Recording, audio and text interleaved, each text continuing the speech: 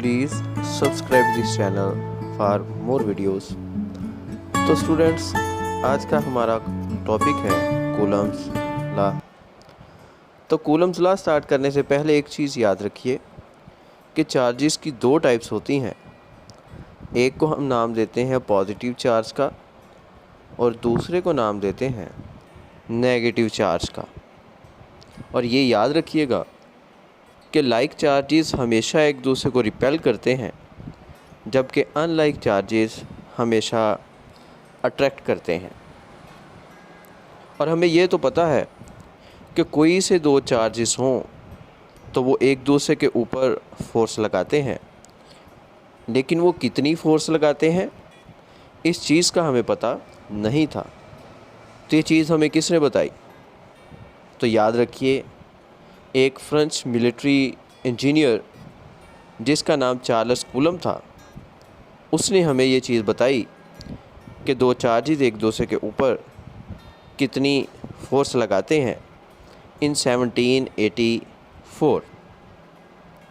अब हम बात करेंगे स्टेटमेंट ऑफ कूलम्स लॉ की।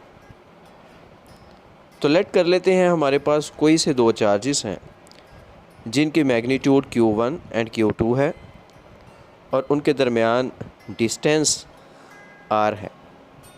तो अकॉर्डिंग टू कूलम्स लॉ, इन दो पॉइंट चार्जेस के दरमियान जो फोर्स है वो इनकी मैग्नीट्यूड के प्रोडक्ट के डायरेक्टली प्रोपोर्शनल होगी, जबकि स्क्वायर ऑफ द डिस्टेंस के इन्वर्सली प्रोपोर्शनल होगी। और अगर हम इसको मैथमेटिकली लिखना चाहें तो हम इसको इस तरह से लिखते हैं, जैसा कि हमने डेफिनेशन में पढ़ा, force is directly proportional to Q1 Q2 while inversely proportional to R square. और अगर हम इन दोनों को कंबाइन कर दें तो ये हमारे पास आएगा F is proportional to Q1 Q2 और R स्क्वायर। और हमें पता है कि जब भी प्रोपोर्शनल साइन को इक्वल में चेंज करते हैं तो साथ कांस्टेंट ऑफ प्रोपोर्शनैलिटी लगाते हैं। और यहाँ पे हम कांस्टेंट ऑफ प्रोपोर्शनैलिटी यूज़ करेंगे के। तो ये हमारे पास कूलम्स लॉ की फॉर्म बनेगी F is equal to K Q1 Q2 और R square, where K is equal to 1/4 pi epsilon naught, and epsilon naught is a constant known as permittivity of free space, and the value of epsilon naught is 8.85 into 10 raised to power minus 12 coulomb square per Newton per meter square। और अगर हम epsilon naught की value को put कर दें के की value में, जहाँ पे पाई भी मौजूद है और इसकी वैल्यू का हमें पता है 3.14, तो हमारे पास के की वैल्यू आएगी 9 into 10 raised to power 9 newton metre square पर कूलम्ब स्क्वायर। तो हमारे पास कूलम्स लॉ की जो फाइनल फॉर्म बनेगी वो बनेगी F is equal to 1/4 pi epsilon naught Q1 Q2 और R स्क्वायर। और एक चीज़ याद रखिए कि ये जो कूलम्स फोर्स है, यानी कि दो पॉइंट चार्जेस एक दूसरे के ऊपर लगाते हैं, ये म्यूचुअल फोर्स का मतलब ये है कि जितनी फोर्स चार्ज Q1 Q2 के ऊपर लगाएगा उतनी ही फोर्स Q2 भी Q1 के ऊपर लगाएगा, लेकिन ऑपोजिट डायरेक्शन में। यानी कि इन फोर्सेस की मैग्नीट्यूड तो इक्वल होगी, लेकिन डायरेक्शन ऑपोजिट होगी। यानी कि ये जो कूलम्स लॉ है ये न्यूटन के थर्ड लॉ को सेटिस्फाई करता है। तो आइए अब हम प्रूव करते हैं कि Coulomb's law is according to the Newton's third law। तो लेट कर लें कि चार्ज Q1 के ऊपर जो फोर्स लग रही है Q2 की जानिब से वो इक्वल है F21 is equal to K Q1 Q2 और R स्क्वायर, और डायरेक्शन को शो करने के लिए साथ यूनिट वेक्टर लगाएंगे, यूनिट वेक्टर R21।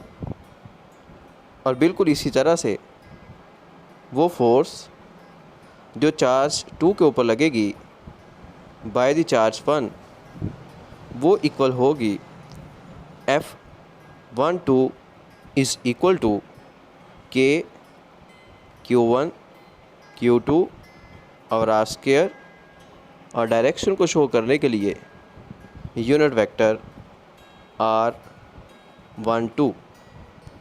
अब यहाँ पे देखिए, क्योंकि यूनिट वेक्टर्स R21 और R12 ऑपोजिट डायरेक्शन में हैं, तो डायरेक्शन को ऑपोजिट शो करने के लिए हम नेगेटिव साइन लगाते हैं। तो इसलिए हम यहाँ पे लिख सकते हैं कि unit vector R12 is equal to minus R21। तो इसलिए हमारे पास जो F21 वाली इक्वेशन बनेगी वो इक्वल आएगी F21 is equal to K Q1 Q2 और R square and unit vector minus R12। तो हम इस इक्वेशन को इस तरह से भी लिख सकते हैं F21 is equal to minus F12, यानी कि वो फोर्स जो चार्ज 2 ने 1 के ऊपर लगाई वो इक्वल है उस फोर्स के जो कि चार्ज 1 ने चार्ज 2 के ऊपर लगाई, लेकिन नेगेटिव साइन शो कर रहा है कि इनकी डायरेक्शन ऑपोजिट है। तो इसलिए हमने यहाँ पे ये चीज़ प्रूव की कि force exerted by the charges satisfy Newton's third law. ये जो कूलम्स लॉ का हमने फार्मूला फाइंड किया है ये in the presence of air और वैक्यूम है। अब अगर हम लेट कर लें कि दो चार्जेस के दरमियान हमने कोई भी इंसुलेटिंग मटेरियल ऐड कर दिया है, इंसर्ट कर दिया है, जिसको हम डाइइलेक्ट्रिक का नाम देते हैं, और लेट कर लें उसकी रिलेटिव परमिटिविटी एप्सिलॉन आर के इक्वल है, तो याद रखिए जो कूलम्स फोर्स है वो एप्सिलॉन आर टाइम डिक्रीज़ होगी, और इसको हम इस तरह से लिख सकते हैं F prime is equal to 1 over epsilon R 4 pi epsilon naught Q1 Q2 और R स्क्वायर। या फिर हम इसको इस तरह भी लिख सकते हैं, क्योंकि ये जो फैक्टर है 1 over 4 pi epsilon naught Q1 Q2 और R स्क्वायर ये F के इक्वल है, तो इसलिए F prime will be equal to 1 over epsilon R into F। अब याद रखिए जितने भी मीडियम हैं हमारे पास, वो वाटर हो, ग्लिसरीन हो, या कोई भी मटेरियल अदर देन वैक्यूम या एयर हो, तो उसकी रिलेटिव परमिटिविटी याद रखिएगा हमेशा ग्रेटर देन 1 होती है। इसलिए हम ये कह सकते हैं कि force in the presence of any medium is less than the force in the presence of vacuum. अब हम डिस्कस करेंगे रिलेटिव परमिटिविटी को। तो रिलेटिव परमिटिविटी को हम लिख सकते हैं F ओवर F प्राइम, और यहाँ पे F जो है वो फोर्स इन फ्री स्पेस है, और जो F प्राइम है वो force in the presence of dielectric है। तो यहाँ से हम रिलेटिव परमिटिविटी को सिंपली डिफाइन कर सकते हैं the ratio of the force exerted by two charges in free space to the force exerted in the presence of any medium. Thanks to watch. If you like video, please like, share and subscribe my channel. Thank you.